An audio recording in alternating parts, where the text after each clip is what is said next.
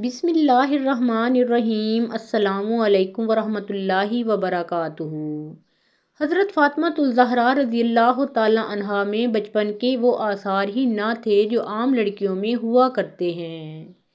حضرت سلمہ رضی اللہ تعالیٰ عنہا سے کہا گیا کہ فاطمہ رضی اللہ تعالیٰ عنہا کو اصول تہذیب سکھائیں، تو انہوں نے جواب دیا کہ میں مجسمہ عصمت و طہارت کو اخلاق و عادات کی کیا تعلیم دے سکتی ہوں، میں تو خود اس کمسن بچی سے تعلیم اصول حاصل کیا کرتی ہوں۔ کتابوں سے معلوم ہوتا ہے کہ آپ رضی اللہ تعالیٰ عنہا کا سارا بچپن عبادت اور خدمت والدین میں گزرا۔ ایک مرتبہ آن حضرت صلی اللہ علیہ وآلہ وسلم صحن کعبہ میں نماز ادا فرما رہے تھے کہ ابو جہل کی نظر آپ صلی اللہ علیہ وآلہ وسلم پر پڑی تو اس نے حالت سجدہ میں اونٹ کی اوجری حضور نبی کریم صلی اللہ علیہ وآلہ وسلم کی کمر پر رکھ دی۔ حضرت فاطمہ الزہرا رضی اللہ تعالیٰ عنہا کو خبر ملی تو آپ رضی اللہ تعالیٰ عنہا دوڑی ہوئی آئیں اور آپ صلی اللہ علیہ وآلہ وسلم کی کمر سے اوجری ہٹا دی اور پشت مبارک کو پانی سے دھو دیا۔ رسول کریم صلی اللہ علیہ وآلہ وسلم نے فرمایا، بیٹی ایک دن یہ دشمن بھی مغلوب ہوں گے اور خدا میرے دین کو انتہائی بلندی عطا کرے گا۔ تاریخ میں ہے کہ حضرت خدیجہ رضی اللہ تعالیٰ عنہا کسی شادی میں جانے کے لیے تیار ہوئیں اور کپڑے پہننے لگیں تو پتہ چلا کہ جناب سیدہ فاطمہ الزہرا رضی اللہ تعالیٰ عنہا کے لیے کپڑے نہیں ہیں۔ ماں اسی تردد میں تھیں کہ بیٹی کو احساس ہو گیا۔ عرض کیا، امی جان میں پرانے ہی کپڑوں میں چلوں گی، کیونکہ بابا جان کہتے ہیں کہ مسلمان لڑکیوں کا بہترین زیور حیات تقویٰ ہے اور بہترین آرائش شرم و حیا ہے۔ حضرت سیدہ فاطمہ الزہرا رضی اللہ تعالیٰ عنہا کا سارا بچپن فکر و فاقہ اور تنگ و مسائل میں گزرا۔ مدارج النبوی میں ہے کہ آپ صلی اللہ علیہ وآلہ وسلم حضرت فاطمہ الزہرا کو جب وہ کمسن تھیں اکثر اپنی آغوش میں بٹھا لیا کرتے تھے اور ان کے لبوں کو بوسہ دیتے تھے۔ اس بات پر حضرت عائشہ صدیقہ رضی اللہ تعالیٰ عنہا نے کہا کہ آپ فاطمہ الزہرا رضی اللہ تعالیٰ عنہا کو بوسہ دیتے ہیں اور اپنی زبان ان کے منہ میں دیتے ہیں۔ حضور نبی کریم صلی اللہ علیہ وآلہ وسلم نے فرمایا، تمہیں معلوم نہیں جب میں معراج پر گیا تھا جبرائیل علیہ السلام نے مجھے ایک جنت کا سیب دیا تھا، میں نے وہ کھایا تھا اور اس سے فاطمہ کا نقطہ وجود قائم ہوا تھا۔ اے عائشہ، جب میں جنت کا مشتاق ہوتا ہوں تو فاطمہ رضی اللہ تعالیٰ عنہا کی خوشبو سونگھتا ہوں اور فاطمہ کے لعاب دہن سے میں وہ جنت کا لطف اٹھاتا ہوں۔ آپ کی والدہ جناب خدیجہ الکبریٰ رضی اللہ تعالیٰ عنہا تھیں۔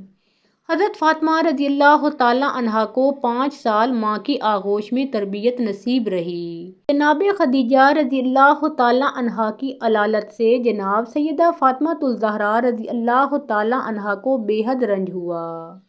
آپ رضی اللہ تعالیٰ عنہا ان کی تیمارداری میں شب و روز لگی رہتی تھیں، ان کے چہرے پر نظر جمائے انہی کو دیکھا کرتی تھیں۔ ماں کا چہرہ بحال دیکھا تو خوش ہو گئیں، ماں کی شکل پزمدہ دیکھی تو رنجیدہ ہو گئیں۔ یہی طرز عمل رہا کہ ایک دن حضرت خدیجہ رضی اللہ تعالیٰ عنہا نے رونے کے انداز میں فرمایا، بیٹی میں تجھ سے رخصت ہو رہی ہوں، افسوس تجھے دلہن بنتے نہ دیکھ سکی۔ ماں بیٹی میں المناک گفتگو جاری تھی کہ ماتھے پر موت کا پسینہ آ گیا اور حضرت خدیجہ الکبریٰ رضی اللہ تعالیٰ عنہا 10 رمضان 10 بعثت نبوی کو انتقال فرما گئیں۔ موت کے وقت آپ کی عمر 65 سال تھی۔ آپ کو ہجوم میں دفن کیا گیا۔ حضرت خدیجہ الکبریٰ رضی اللہ تعالیٰ عنہا کے انتقال سے حضرت فاطمہ الزہرا رضی اللہ تعالیٰ عنہا کو انتہائی دکھ پہنچا اور آپ رضی اللہ تعالیٰ عنہا سے زیادہ سرور کائنات کو صدمہ ہوا۔ اسی وجہ سے آپ صلی اللہ علیہ وآلہ وسلم نے اس سال کو عام الحزن کہا ہے۔ صحیح بخاری میں ہے کہ آن حضرت صلی اللہ علیہ وآلہ وسلم جناب خدیجہ الکبریٰ رضی اللہ تعالیٰ عنہا کی یاد میں جانور ذبح کر کے ان کی سہیلیوں کے پاس بھیجا کرتے تھے۔ ایک مرتبہ حضرت عائشہ صدیقہ رضی اللہ تعالیٰ عنہا نے کہا، اس بوڑھی عورت جس کے منہ میں دانت بھی نہ تھے کب تک یاد کرتے رہو گے؟ یہ سن کر حضرت صلی اللہ علیہ وآلہ وسلم غضبناک ہوئے اور فرمایا کہ اس سے بہتر مجھے کوئی عورت نصیب نہیں ہوئی۔ وہ اس وقت ایمان لائیں جب سب کافر تھے، اور اس وقت میری تصدیق کی جب سب مجھے جھٹلاتے رہے، اور اس وقت میرے لیے مال صرف کیا جب لوگ مجھے محروم رکھنا چاہتے تھے۔ حضرت علی المرتضیٰ رضی اللہ تعالیٰ عنہ نے شادی کی درخواست کی تو آپ صلی اللہ علیہ وآلہ وسلم نے حضرت فاطمہ الزہراء رضی اللہ تعالیٰ عنہ کی مرضی دریافت فرمائی۔ وہ چپ رہیں، یہ ایک طرح کا اظہار رضامندی تھا۔ بعض علماء نے کہا ہے کہ حضرت صلی اللہ علیہ وآلہ وسلم نے خود علی رضی اللہ تعالیٰ عنہ سے فرمایا تھا کہ اے علی، مجھے خدا نے فرمایا ہے کہ اپنے لخت جگر کا نکاح تم سے کروں، کیا تمہیں منظور ہے؟ عرض کی جی ہاں۔ اس کے بعد شادی ہو گئی۔ علامہ مجلسی لکھتے ہیں کہ پیغام محمود نامی ایک فرشتہ لے کر آیا تھا، یعنی علماء نے جبرائیل علیہ السلام کا حوالہ دیا ہے، غرض کہ حضرت علی رضی اللہ تعالیٰ عنہ نے 500 درہم میں اپنی ذرہ عثمان غنی رضی اللہ تعالیٰ عنہ کے ہاتھوں فروخت کی اور اسی کو مہر قرار دے کر بتاریخ 1 ذوالحج 2 ہجری حضرت فاطمہ الزہراء رضی اللہ تعالیٰ عنہا کے ساتھ عقد کیا۔ مذکورہ رقم آج کل کے لحاظ سے 107 روپے ہوتی ہے، جو ہمارے نزدیک شرعی مہر ہے۔ نکاح کے تھوڑے عرصے کے بعد 24 ذی الحج کو حضرت سیدہ فاطمہ الزہراء رضی اللہ تعالیٰ عنہا کی رخصتی ہوئی۔ کھانے پینے کے بعد جلوس روانہ ہوا۔ اشد نامی ناکہ پر حضرت فاطمہ رضی اللہ تعالیٰ عنہا سوار تھیں۔ سامان ساربان تھے۔ ازواج رسول ناکہ کے آگے آگے تھیں۔ بنی ہاشم ننگی تلواریں لیے جلوس میں تھیں۔ مسجد کا طواف کرایا اور علی رضی اللہ تعالیٰ عنہ کے گھر فاطمہ رضی اللہ تعالیٰ عنہا کو اتار دیا۔ اس کے بعد حضرت صلی اللہ علیہ وآلہ وسلم نے حضرت فاطمہ رضی اللہ تعالیٰ عنہا سے ایک برتن میں پانی منگوایا، کچھ دعائیں دم کیں اور اسے حضرت فاطمہ الزہراء رضی اللہ تعالیٰ عنہا اور حضرت علی المرتضیٰ رضی اللہ تعالیٰ عنہ کے سر، سینے اور بازو پر چھڑکا اور بارگاہ خدا میں عرض کی، الہی انہیں اور ان کی اولاد کو شیطان سے تیری پناہ میں دیتا ہوں۔ اس کے بعد حضرت فاطمہ الزہراء رضی اللہ تعالیٰ عنہا سے کہا، دیکھو علی سے بے جا سوال نہ کرنا، یہ دنیا میں سب سے اعلیٰ اور افضل ہے لیکن دولت مند نہیں ہے۔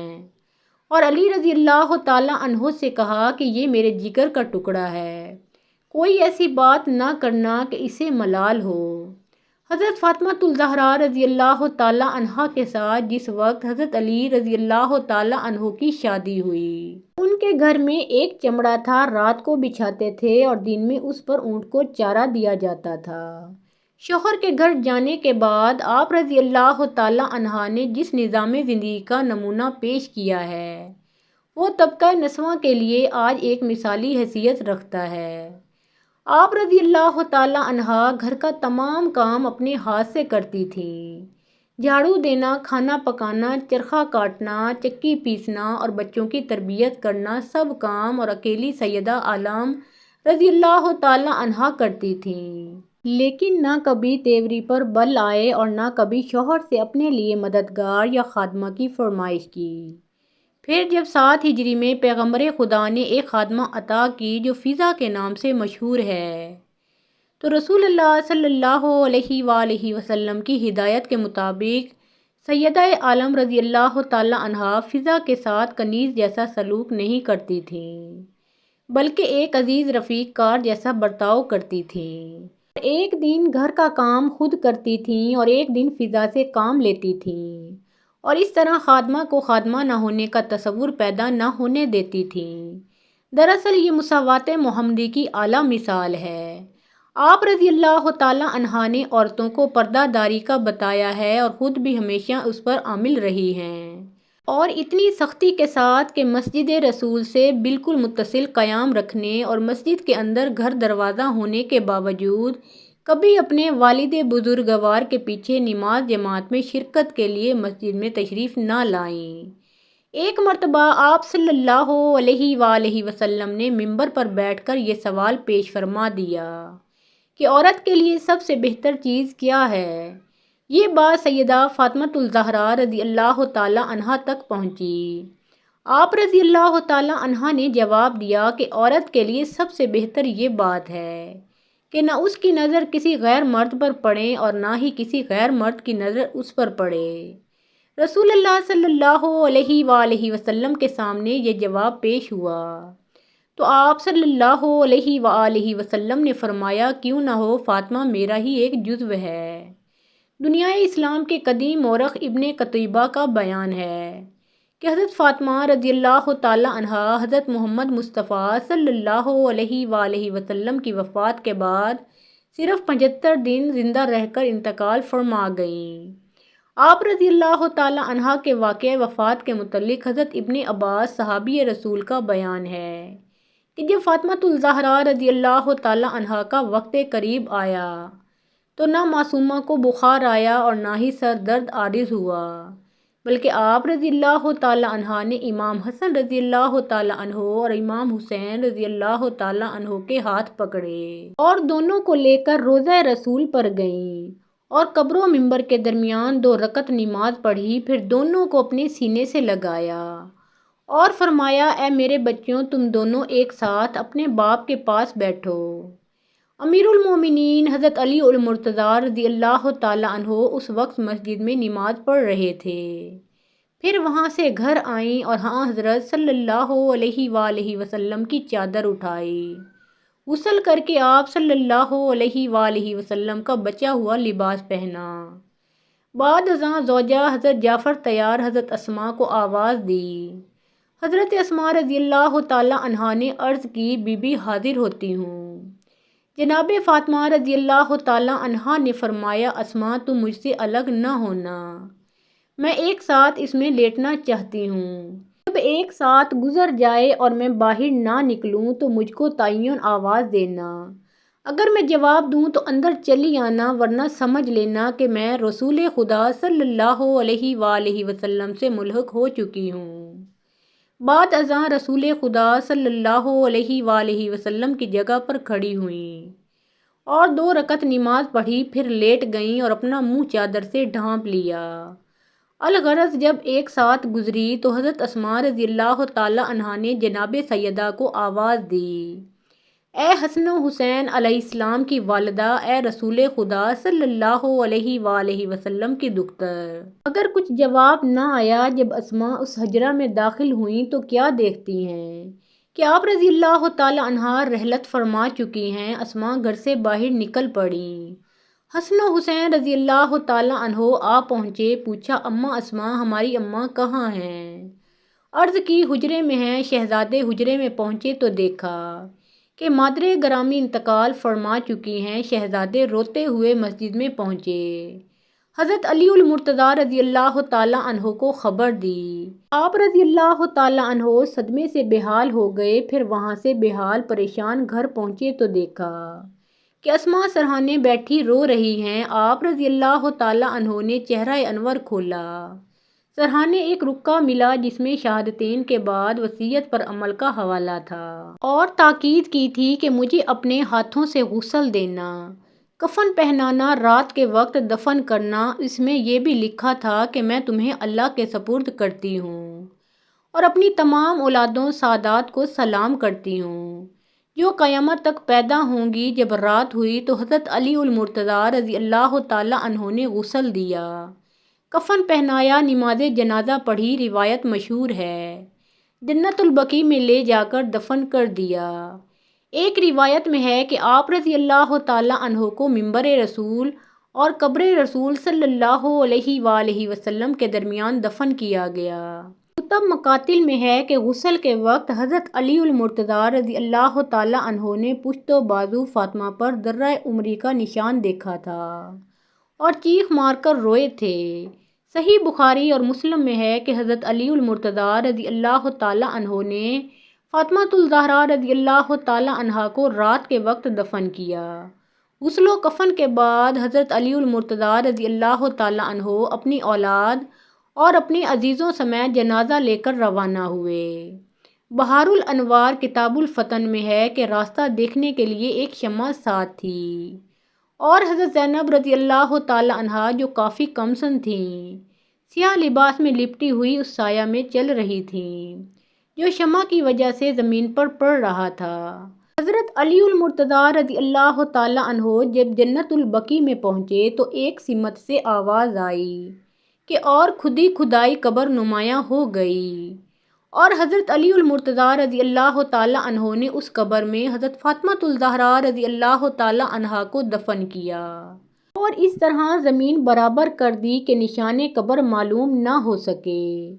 جب جناب سیدہ فاطمۃ الزہراء رضی اللہ تعالی عنہا کو قبر میں اتارا گیا تو رسول خدا صلی اللہ علیہ وآلہ وسلم کے ہاتھوں کی مانند 2 ہاتھ برآمد ہوئے اور انہوں نے سیدہ کے جسم اطہر کو سنبھال لیا۔ دلائل امامہ میں ہے کہ چونکہ حضرت فاطمۃ الزہراء رضی اللہ تعالی عنہا کے ساتھ بے ادبی کا اندیشہ تھا، اس لیے 40 قبریں بنائی گئیں۔ 40 قبریں اس طرح بنائی تھیں کہ صحیح قبر معلوم نہ ہو سکے اور حضرت فاطمۃ الزہراء رضی اللہ تعالی عنہا کو ستانے والا کوئی بھی قبر پر موجود نہ ہو، ورنہ سیدہ کو اذیت ہوگی۔ اس کے باوجود لوگوں نے قبر کھود کر نماز جنازہ پڑھنے کی سعی کی، جس کے رد عمل میں حضرت علی المرتضیٰ رضی اللہ تعالی عنہ ننگی تلوار لے کر زرد لباس پہنے ہوئے قبر پر جا بیٹھے۔ اس وقت آپ کے منہ سے کف جاری تھا۔